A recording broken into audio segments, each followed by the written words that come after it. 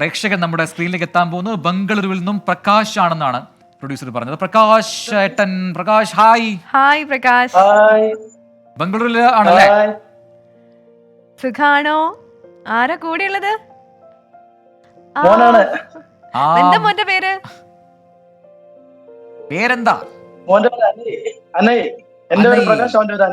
അനൈ സ്കൂളിൽ പോകുന്നുണ്ടോ? KG പോകുന്നുണ്ടോ? First standard. ഓ, ഫസ്റ്റ് സ്റ്റാൻഡേർഡിലായി. വലിയ കുട്ടിയാ. നാളെ പോണ്ടേ? മൺഡേ അല്ലേ? മിണ്ടനില്ല. പ്രകാശ് നാട്ടിലെവിടെയാണ് പ്രകാശ്? നാട്ടില് കോഴിക്കോട് കുറ്റ്യാടി. കുറ്റ്യാടി. ഓക്കെ, കുറ്റ്യാടി എന്നല്ലേ നമ്മുടെ റീജിത്ത്? കൊയിലാണ്ടിയാണ്.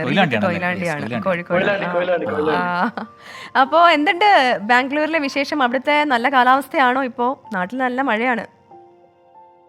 ഇവിടെ ഒരു 3-4 ദിവസമായിട്ട് മഴയൊന്നുമില്ല.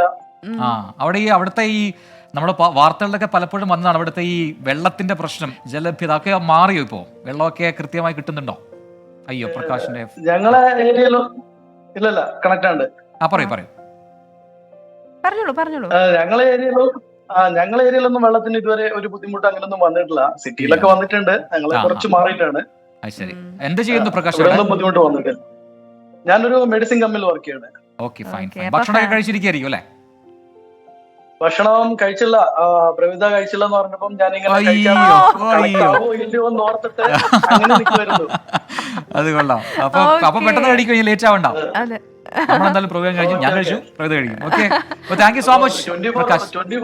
24 വന്നതിന് ശേഷം വേറെ ഒരു ന്യൂസ് ചാനലും കണ്ടിട്ടില്ല. Only 24 and Flowers channel.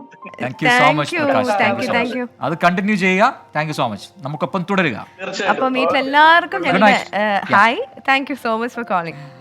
പ്രകാശാണ് ബാംഗ്ലൂരിൽ നിന്ന് പറയുന്നത്. അപ്പൊ 24 സ്നേഹിക്കുന്ന മറ്റൊരു പ്രേക്ഷകൻ കൂടിയാണ്. അതെ.